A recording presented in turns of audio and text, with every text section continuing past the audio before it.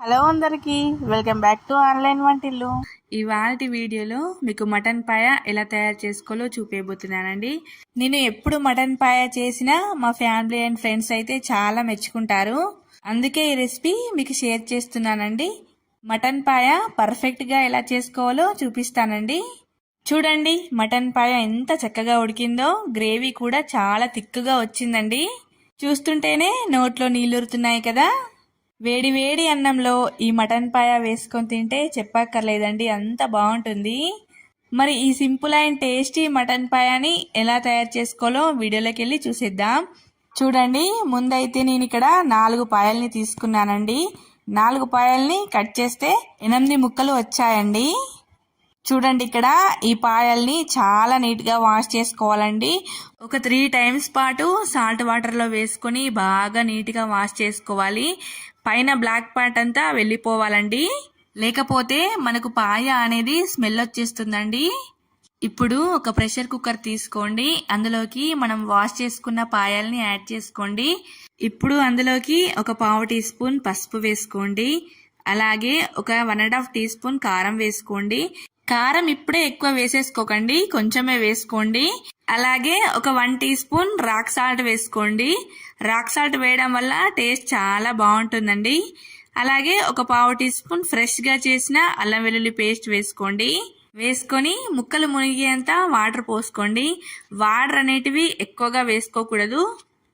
చూడండి, వాటర్ వేసేసిన తర్వాత చక్కగా అంతా ఒకసారి స్పూన్ తోని బాగా కలుపుకొని మూత పెట్టుకొని ప్రెషర్ కుక్కర్ పైన విజిల్ పెట్టుకొని ఒక 8 or 9 విజిల్స్ రానివ్వండి.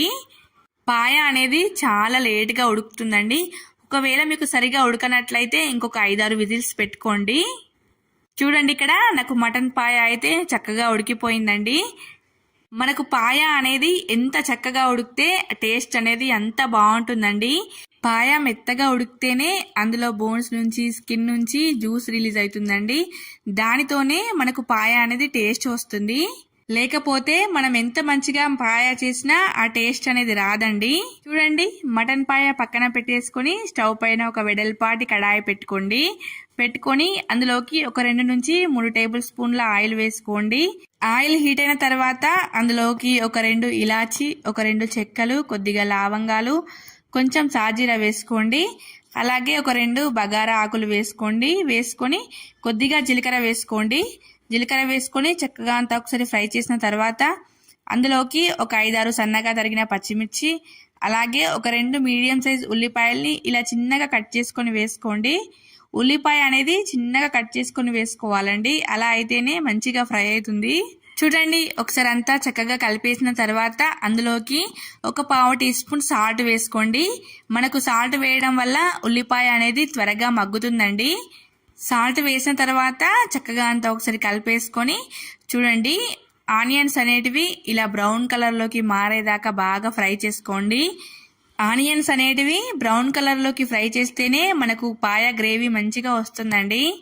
ఇప్పుడు అందులోకి ఒక 1 టీ స్పూన్ ఫ్రెష్గా చేసిన అల్లం వెల్లుల్లి పేస్ట్, అలాగే ఒక 1/2 టీ స్పూన్ పసుపు వేసేసుకొని చక్కగా అంతా ఒకసారి బాగా కలిపేసుకోండి, అల్లం వెల్లుల్లి పేస్ట్ నుంచి పచ్చి వాసన వెళ్ళేదాకా.